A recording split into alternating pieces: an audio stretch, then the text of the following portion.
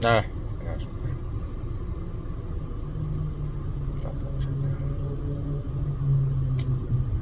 어제 일요일 날 독일 얘기를 좀 했었잖아요, 그쵸?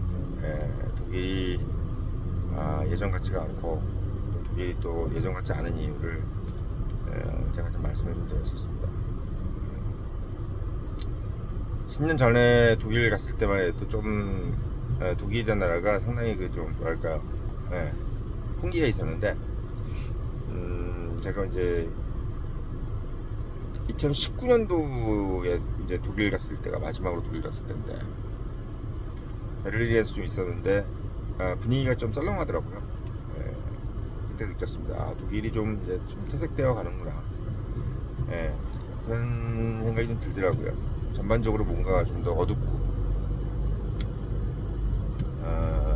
비엔나도 갔었었는데 마찬가지로 되게 좀 우중충해 보였는데 유난히 눈에 띄는 거는 오스트리아에 중국 사람들이 참 많다는 거, 중국인들이 또 그렇게 사업을 하고 있었던 거, 유럽의 이 중국 영향력이 상당히 그 뻗쳐 있었다는 거, 이런 걸 보면서 중국이 지금 들어가면은 뭔가 이렇게 더 우중충할까? 예, 참 그게 좀 이해가 안 돼요. 중국이 들어가면 뭔가 좀 안 좋아져. 예, 왜 그럴까? 왜 그럴까요? 예, 하여튼 유럽이 전반적으로 봤을 때 좀 예전 같지 않은 이유가 뭘까? 생각을 좀 해보면은 저는 그게 구애주책으로, 그러니까 본인 스스로가 뭔가 이렇게 좀 개선책을 생각을 하지 않고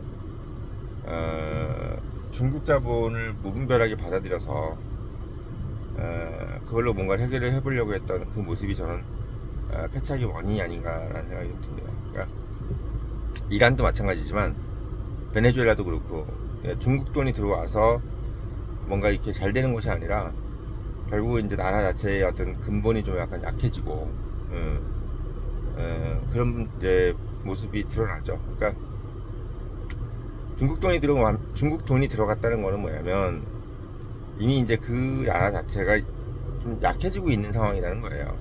그러다 보니까 이제 중국 돈이 들어올 때가 된 거죠.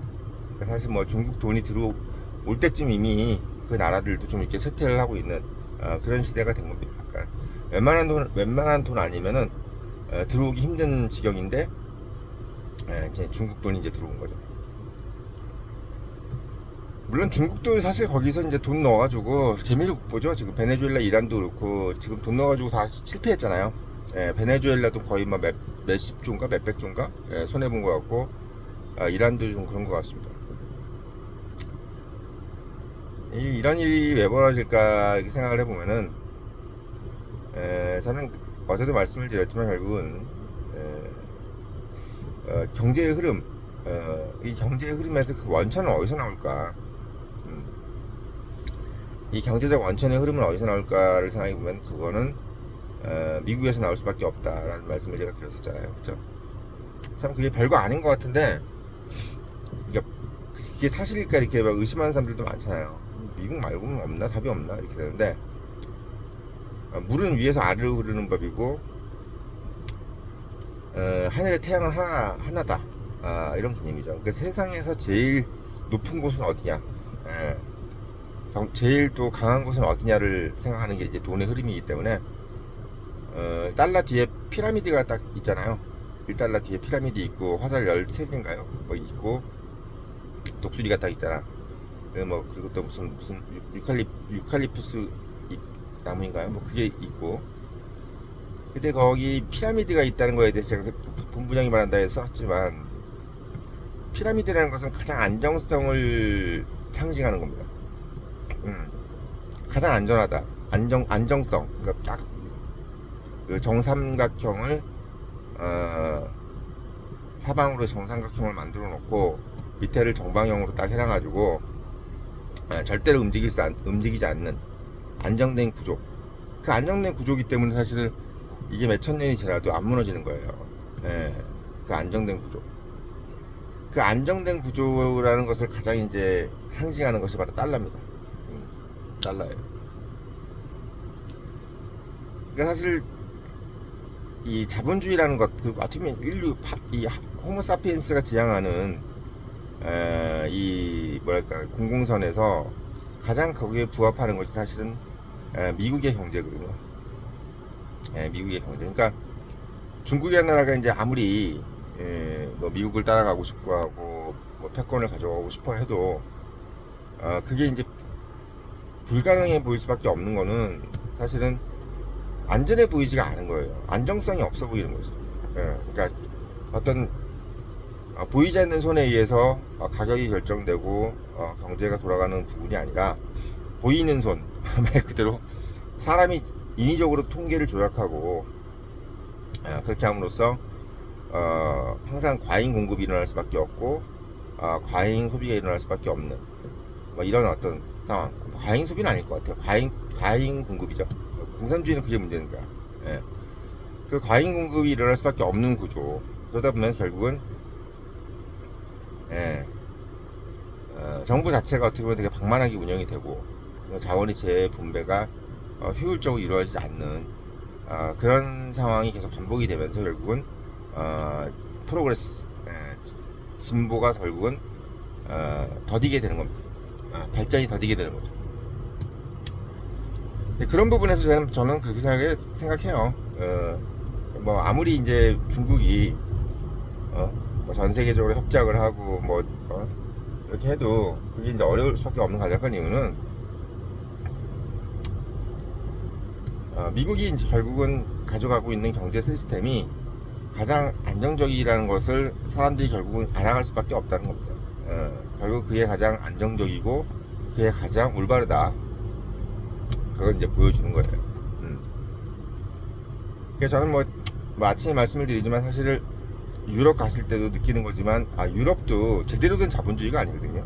그러니까 뭔가 약간 사회주의적인 생각이 되게 강하고 독일도 그렇고 프랑스도 그렇고 심지어 영국마저도 사회주의적인 생각이 되게 강하고 이탈리아 이런 데는 말할 것도 없고 너무 이제 국가가 통제를 많이 하고 개인의 자유가 인위적으로 제한되고 그런 부분들이 뭐 중국만큼은 아니겠지만 어떻게 보면 오히려 유럽이 미국보다는 중국을 좀 더 편애하는 부분이 아마 그런 데서 있지 않았을까라는 생각이 들어요. 유럽은 어떻게 보면 당연히 미국하고 더 친하고 미국한테 더 친감을 가져야 되는데도 불구하고 실제로 이제 중국이 공산주의잖아요. 사회주의. 이 사회주의란 개념이 어떻게 보면 그들한테 더 편한 거야. 비슷한 거지. 뭐 이윤에 뭐네 그런 것도 그렇고 여러 가지 뭐 행정주의라든지 공무원 위주로 세상이 돌아가는 어떤 그런 부분들이 유럽하고 중국이 비슷하게 돌아갔기 때문에 저는 그거에 서로 같이 망하는 분위기로 지금 가지 않았나라는 생각이 좀 듭니다. 독일도 그렇고 프랑스도 그렇고 영국도 그렇고 뭔가 어떤 미국 같은 그런 어떤 독창적인 창의적인 그러면서 개인의 자유가 마음껏 보장되면서 어떻게 보면 기업 활동이 원활하게 일어나는 그런 나라가 아니라 이것저것 다 이제 어떻게 보면 나라에서 통제하고 그런 어떤 나라가 지금 유럽이다 보니까 중국도 어떻게 보면 그런 비슷하고 그런데 이제 중국은 차라리 인구라도 많고 어쨌든 뭐 완전히 공산주의이기 때문에 정말 뭐 사회주의도 어떻게 보면 지대로 하는 거죠. 그런 모습이라면 유럽은 안 그렇죠. 어정쩡한 거야. 이도 아니고 저도 아닌 거죠. 자본주의도 아니고 사회주의도 아닌 어정쩡한 그런 상황이 지금 진행이 됐기 때문에 저는 유럽이 지금 저렇게 힘들어하지 않는가라는 생각이 드는 거죠. 복합적인 거예요. 결국 그러니까 80년대까지만 해도 미국이 약간 좀 뒤처지는 느낌이었거든요. 유럽이 되게 좀 잘 나가고 뭐 우리가 아는 뭐 화장품 이런 거 있잖아요. 뭐 이런 거 다 유럽이 다 섞어나오고 그리고 뭐 금융도 왠지 유럽 영국이 더 잘 나가는 것 같고 막 이런 분위기였어요.